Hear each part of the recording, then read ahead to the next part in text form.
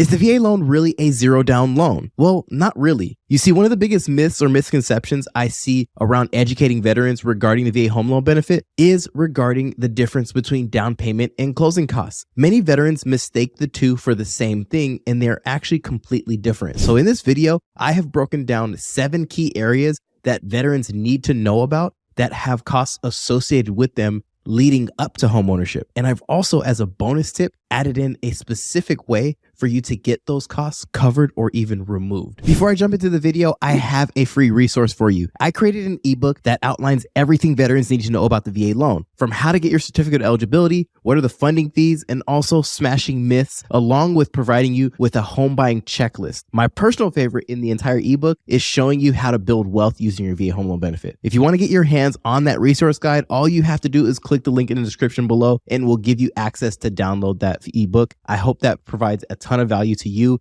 and your VA loan journey. All right, so let's talk about the costs associated with achieving homeownership with the VA home loan benefit. But before we do that, we need to talk about where these costs are held. You see, when buying a home, the two most important parties in the transaction are really the buyer and the seller. Every other entity or service works on behalf of these two parties, which means that typically they have their own interest in mind. But what about a neutral third party? This would lead us to our first point, which is going to be escrow. Escrow is basically looked at more as a middleman. They're there to basically have a flow through or act kind of like a vault. They are allowing everyone in the transaction to really work smoothly and cohesively to make sure the transaction is going smoothly and everybody is upholding their part of the bargain that is stated on the purchase contract. The second area that you're going to want to make sure you understand about having a cost, though, is going to be title. Now, title usually kind of goes hand in hand depending on the state that you're in with escrow. So what you'll commonly hear the term that is used is title and escrow, typically in the same phrase. Title is looked at more as making sure that the property is in the proper order. For example, they're making sure the seller owns the property. They're making sure there's no liens, there's no legal actions against the property. They're making sure that there's title insurance. That's essentially what title is there for. God forbid someone come knocking on your door 10 or 15 years down the road and there's little Timmy and he says, "Hey, my grandfather left this property to me in a will." Well, that's part of what title is there to do, is make sure that that property is not in any will, any trust, any LLCs,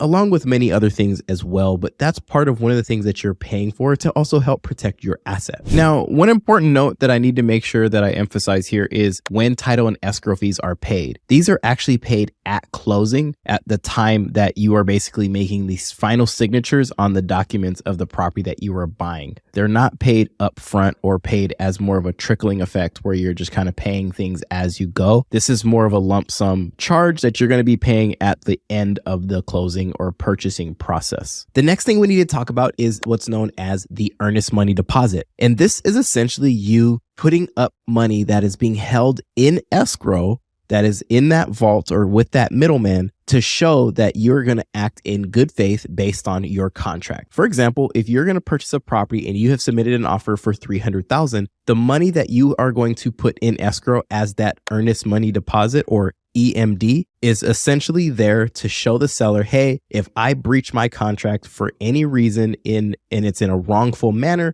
the seller will be entitled to keep that money. But if you fulfill your contract and do your diligence towards acting properly and fulfill purchasing that property, then that money can either come back to you or it can be applied towards your total closing costs at the end. But the EMD, or earnest money deposit, is still your money. So it's not like the money is gone forever. It's not like you're just paying for something that isn't going to add any value to you. It's just more there as money to be held to make sure that you're acting in good faith. Now, earnest money deposits, how much you'll have to put forth can vary. I would say the most common amount that I see being held as an earnest money deposit is typically 1% of your sales price. So if you are buying a $300,000 property, that's about $3,000. I've seen earnest money deposits be more than that, and I've seen earnest money deposits be less than that. It really just depends on what will help get your offer accepted, in which you'll want to consult with your real estate agent on that, because no two earnest money deposits are typically going to be alike. especially when the same person is making an offer on different properties. The earnest money deposit, as far as the expectation coming from the seller side, could really vary. Our fourth one is going to probably be one of the most important things that you pay for, but it's also going to be something that is actually not required. This is going to be for your home inspection. You see, a home inspection is actually not required to be done when purchasing a property, but I'm here to tell you right now, I think it's going to be the most important thing that you do pay for in all of purchasing a home, because the home inspection is an independent contractor that you're essentially having go out and look at the property. They're basically doing a detailed checkup of this home. They're going to be looking at the foundation, the crawl space. They're looking for cracks, moisture. They're looking for signs of structural issues.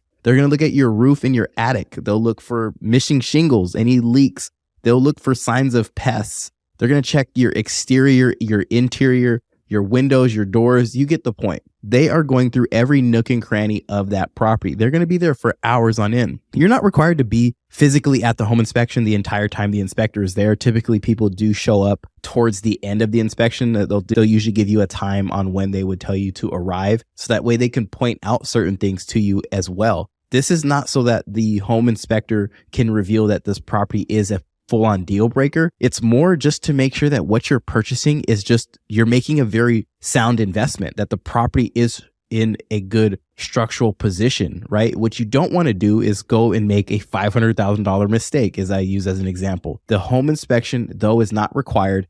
It can save you from making a very, very bad decision. Typically, I would say home inspections range anywhere between $300 to $600. It really just depends on, part one, the area, and two, how much home is being inspected. But this will be one of the greatest things that you end up paying for to help protect you as the home buyer. Now, if you made it to this point in the video and you have gotten value so far, I have a favor to ask of you. Do me a favor and hit the like button down below. What this does is it tells the YouTube algorithm that this information is valuable, and it allows it to be pushed out to more veterans that are just like you. And also, if you want to get more information about the VA home loan benefit, I ask you to consider subscribing to the channel, because this was solely created to educate veterans about the VA home loan benefit. And I would love to have the ability to continue to add value to you. Our fifth one is going to be for the appraisal. An appraiser's job is to determine value. This is actually one that gets confused with the home inspection.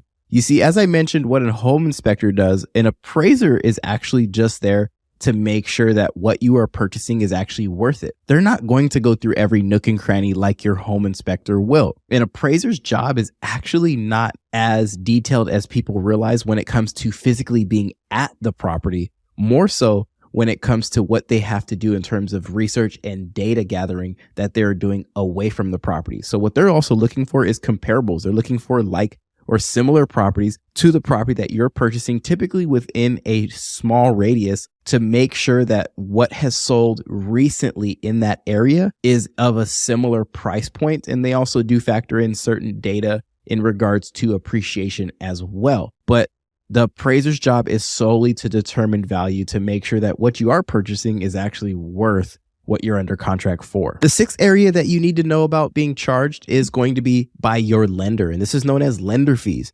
Lenders can charge you for things like processing your loan, underwriting your loan, even your application, and also a fee known as loan origination. Loan origination is essentially you being charged to work with that particular entity. And this could be anywhere between 0.5% to 1% of whatever your loan is. So if you're buying a $300,000 property and it is 1%, then you're basically going to have a $300,000 cost being added onto your total closing costs. But the thing that you need to be aware of is not every lender charges lender fees, which is why it's extremely important that you connect with a VA loan specialist that also focuses on making sure that they're providing you with the best opportunity and best service to work with them. Because not every lender really needs to charge you for these things in order for them to make money when it comes to doing your loan. Many of the lenders make their money on the backside when they service or sell your loan. So when a lender is charging you for things on the front end, that's really just how they make money twice. So if you want help getting connected with a VA loan specialist that does not charge you a bunch of fees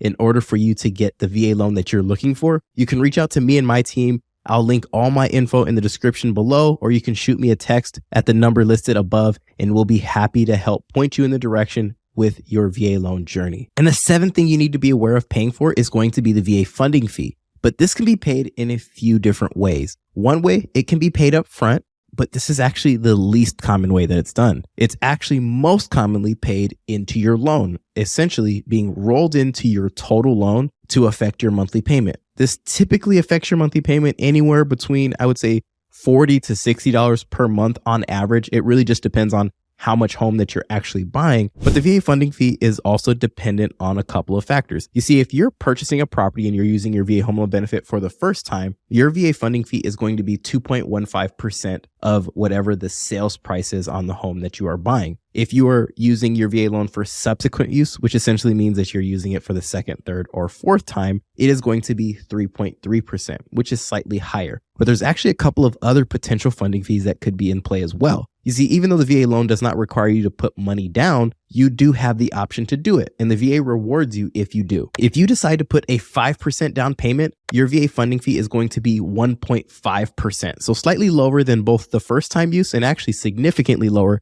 than the subsequent use. If you decide to put 10% down or more, your VA funding fee is 1.25%, which is, again, slightly lower as well. It's not as much lower as putting the 5% down range, but it does also give you a little bit of a break there as well. I'm not going to explain too much about what all goes into the VA funding fee and why it's there. If you want to learn more about that, I actually have an entire video that I've already done on explaining the VA funding fee, in which I will link in the description below. And also I'll link above. It should be popping out right now for you to go ahead and jump over to that video if you want to learn and understand your funding fee. But essentially, there are ways the funding fee can essentially be exempt from your situation to where you would not have a funding fee. So if you want to learn about that particular case, go ahead and check out that video and it'll give you a better understanding of what applies to you. So there you have it, the 7 key areas that go along with purchasing a property with your VA home loan benefit. You have title, you have escrow, you have your earnest money deposit, you have your home inspection, you have your appraisal, you have lender fees, and you also have the VA funding fee. But how do you get rid of all of these things? So the best way to get rid of these things is first by understanding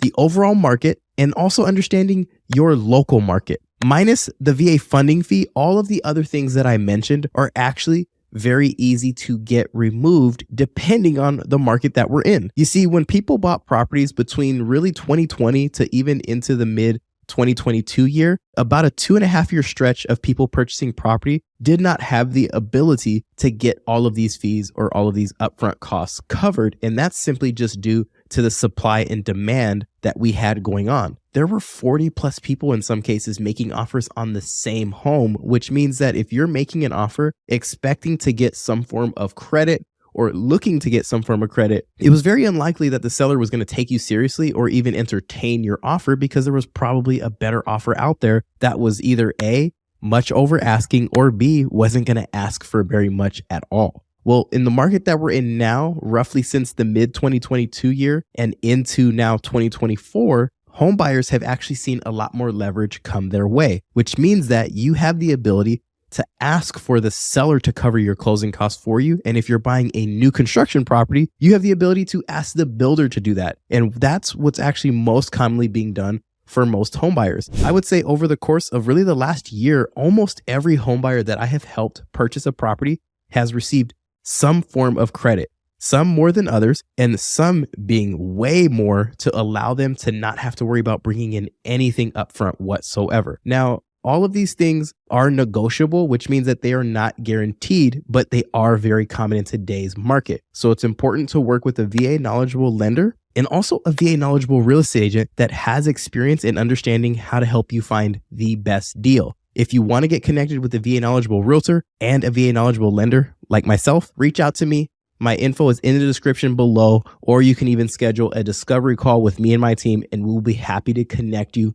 with the VA knowledgeable realtor in your local market. The last thing that I want you to know is that Jesus sees you, Jesus loves you, and that he has redeemed you. And if you don't know who he is, I want to invite you into a relationship with him. I am somebody that is recovering from struggling with anxiety and stress in his life. And prior to knowing Jesus, I honestly felt like I had a stranglehold around my neck. And it was because of his love and his grace that he's shown me that it allowed me to really be set free from a lot of the lies that the devil has told me. And my favorite verse that I recite to myself every single day that just really puts peace on my heart is Philippians chapter 4, verses 6-7, where the Apostle Paul says that do not be anxious about anything, but in everything by prayer and petition, present your requests to God, and the peace of God, which transcends all understanding, will guard your hearts and minds in Christ Jesus. And right there, that verse speaks so much to me because it tells me about not being anxious. It tells me about presenting my requests to God. It also tells me about being thankful for what God has brought me through. And I want you to know that God will bring you through whatever that you are going through in your personal or family situation if you just look to him. I thank you so much for watching this video. I thank you for your love and your grace that you have shown me in this channel as we have just achieved 1,000 subscribers. And I pray that I get the opportunity to continue to add value to your life and your journey for time to come.